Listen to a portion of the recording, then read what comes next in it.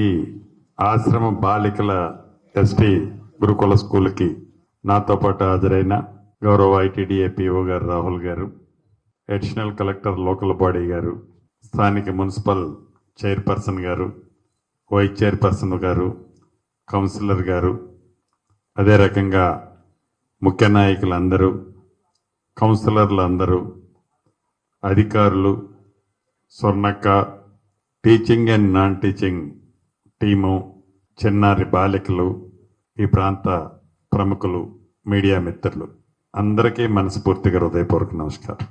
చిన్నారి బాలికలకి నా ఆశీస్సులు. చాలా సంతోషం.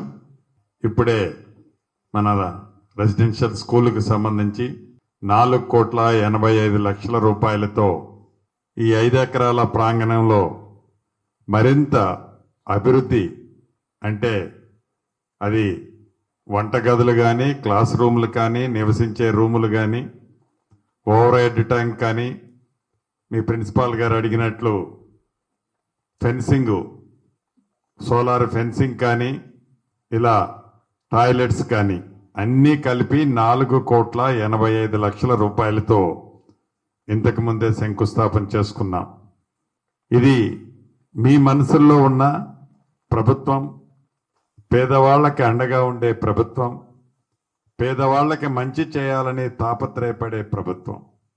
పేదవాడి కష్టం తెలిసి పేదవాళ్ల పిల్లలు కూడా ఉన్నతమైన చదువులు చదువుకోవాలని, చదివించాలని ఈ ప్రభుత్వం కృతనిశ్చయంతో పేదవాళ్ళం అయ్యామే, మేము చదువుకోలేకపోతున్నామని వాళ్ళకి చిన్న గుండెకి అటువంటి ఆలోచన రావద్దని ఈ ప్రభుత్వం చిత్తశుద్ధితో విద్య పట్ల, గౌరవ ముఖ్యమంత్రి రేవంత్ రెడ్డి గారు కూడా అదే శాఖ చూస్తున్నారు, విద్య పట్ల పెద్దపీట వేసి కనీ విని ఎరగని రీతిలో ఏదో మొక్కుబడిగా స్కూళ్ళు నడపకుండా క్వాలిటీ ఎడ్యుకేషన్ ఇవ్వాలని, ప్రైవేటు సెక్టార్కి ధీటుగా, కార్పొరేట్ సెక్టార్లకు ధీటుగా తలతన్నే విధంగా ఇందాక పిఓ గారు చెప్పినట్టు రిజల్ట్స్ గతంలో కూడా అద్భుతంగా వచ్చాయి, భవిష్యత్తులో కూడా వస్తున్నాయి. అంటే అదేదో అర్ధరాత్రి అల్లావుద్దీన్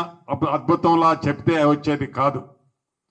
మౌలిక వసతులు, పిల్లలు చదువుకునే అన్ని facilities, teaching team, non teaching టీముని ప్రాపర్గా ప్రొవైడ్ చేయగలిగినప్పుడే, పిల్లలకి సమృద్ధిగా పౌష్టికమైన ఫుడ్ పెట్టినప్పుడే, వారి మౌలిక వసతులు ముఖ్యంగా ఆడపిల్లలకి కాస్మెటిక్ ఛార్జీలు పెంచినప్పుడే అది సాధ్యమని తలంచి ఈ ప్రభుత్వం డైట్ ఛార్జీలు 40%, ఆడపిల్లలు, పేదింటి ఆడపిల్లలకి కాస్మెటిక్ ఛార్జీ 200% పెంచిన ప్రభుత్వం ఈ ప్రభుత్వం.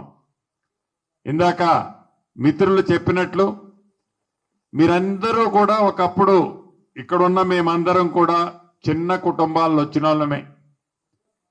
మీ తల్లిదండ్రులు, మీ టీచర్స్ మీ మీద చాలా ఆశలు, కోరికలు పెట్టుకున్నారు. ముఖ్యంగా మీ తల్లిదండ్రులు అయితే నేను పడ్డ కష్టం నా బిడ్డ పడొద్దని, నేనేదైతే ఈరోజు రెక్కాడితేనే డొక్క నిండుద్ది, అంటే ఒక పెరకడ అన్నం తినగలుగుతున్నానని మీ ఆ తల్లిదండ్రులు ఆలోచిస్తున్నారో, ఆలోచనలో ఉన్నారో, భవిష్యత్తులో నా పిల్ల, నా కూతురు, నా బిడ్డ ఇలా ఉండొద్దు అని వాళ్ళు ఒక పూట కడుపు మార్చుకోనైనా మిమ్మల్ని మంచి చదువులు చదివటానికి ఇక్కడికి పంపిస్తున్నారు.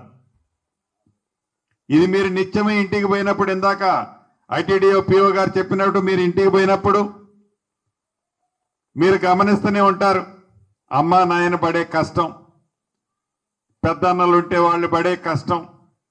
అటువంటి కష్టం భవిష్యత్తులో మీరు పడొద్దని మీ తల్లిదండ్రులు స్కూలుకి పంపిస్తే ఇక్కడ మీ టీచర్స్ మీ తల్లిదండ్రుల్లాగా మిమ్మల్ని మనస్ఫూర్తిగా ఆశీర్వదించి విద్యాబుద్ధులు మంచివి నేర్పించి ఈ సమాజానికి ఒక మణిరత్నంలా తయారు చేయాలని తపన పడుతున్నారు. దాన్ని దృష్టిలో పెట్టుకొని చిన్నారి బాలికలు కూడా ఇంటికి పోయినప్పుడు మీ అమ్మా నాయన చేసే కష్టాన్ని మీరు కళ్ళతో చూసింది ఒక్కసారి గుర్తు తెచ్చుకొని మీ గోలు మీ ఏము ఇందాక కౌన్సిలర్ గారు చెప్పినట్లు ఆకాశమే అద్దుల. ఎవరికి కష్టపడకుండా ఏదీ రాదు. కష్టపడితే అది ఒట్టిగా ఎప్పుడూ పోదు. కష్టపడ్డ వారికి ప్రతి వాళ్ళకి మీరు పడ్డ కష్టానికి తగ్గ ఫలితం తప్పకుండా మీకు ఆ భగవంతుడి రూపంలో ఆ ఆశీర్వాదం మీకు దొరుకుద్ది. కాబట్టి ఒకవేళ కష్టపడకుండా ఏదన్నా మీరు వచ్చినా కూడా అది శాశ్వతంగా నిలబడదు, నిలబడే ప్రసక్తే లేదు. మీ కాళ్ళ మీద మీరు ఎట్లా నిలబడటానికి మీకు శక్తి అవసరమే. మీరు పడ్డ కష్టానికి వచ్చే ఫలితం మీ లైఫ్ లాంగ్ ఒక ఉజ్వల భవిష్యత్తు కోసం ఉపయోగపడుతుంది అనే విషయాన్ని మర్చిపోకుండా అన్ని ఫెసిలిటీస్ ఉన్నాయి. స్కూల్లో మంచి ఫ్యాకల్టీ ఉంది. అదే రకంగా అన్ని వసతులు ప్రభుత్వ పక్షాల నుంచి మీకు ఇచ్చాం. ఇవి ఇప్పుడు ఏదైతే శాంక్షన్ చేశామో 4,85,00,000 ఈ పనులు కూడా జరిగితే తప్పకుండా అద్భుతమైన స్కూలుగా భవిష్యత్తులో ఇక్కడ రిజల్ట్ వచ్చే విధంగా చిన్నారి బాలికలు చదువుకోవాలి. అదే రకంగా ఫ్యాకల్టీ కూడా వారికి ఫుల్ పుష్ ఇస్తారని కూడా మనస్ఫూర్తిగా కోరుకుంటూ, ఈ అంతా ఒక వంతు అయితే మీ ఐటీడీఏ పిఓ గారు మరొక వంతు నిరంతరము మీ మంచి కోసం. ఒక చిన్న కుటుంబం నుంచి వచ్చిన తను నేను పడ్డ కష్టం ఈ విద్యార్థులు పడొద్దని, భవిష్యత్తులో వీళ్ళు నాకంటే ఉన్నతమైన స్థానంలో రావాలని పిఓ గారు ఐటీడీఏ పిఓలంటే ఈ 2-3 జిల్లాలు ఏడున్నాను ఆడున్నానని చెప్పొచ్చు. అలా కాకుండా తన పర్సనల్ ఇంట్రెస్ట్ తీసుకొని ఇప్పుడే మనం ఉద్దీపకముని 1 నేనే ఓపెన్ చేశాను, 2 నేనే ఓపెన్ చేశాను, 3 కూడా ఈ రోజు నా చేతుల మీద నుంచే ఇప్పుడే లాంఛనంగా ప్రారంభించుకున్నాం. అంటే తన స్పిరిట్, తన ఆలోచన, ఇందాక ఏదైతే సబ్ కలెక్టర్ గారు చెప్పినట్టు, అడిషనల్ కలెక్టర్ గారు చెప్పినట్లు ఐఏఎస్ కావాలని నేను అన్నది జోక్ కాదు, అది కష్టం కాదు. మీలో ఆ స్పిరిట్ ఉండి, మీలో ఆ ఫైర్ ఉండి మీరు కష్టపడితే ఐఏఎస్ కావటం పెద్ద కష్టం కాదు. కాబట్టి చిన్నారి బాలికలు గోల్ పెట్టుకోండి. ఆ గోల్ రీచ్ అయ్యే దాంట్లో మీ ఫ్యాకల్టీ టీచర్స్ కానీ ప్రభుత్వ పక్షాన్ని మీకు మౌలిక వసతులు కానీ ఇవ్వటానికి మేము సిద్ధంగా ఉన్నామని మనస్ఫూర్తిగా బాలికల్ని ఆశీర్వదిస్తూ సెలవు తీసుకుంటున్నాను.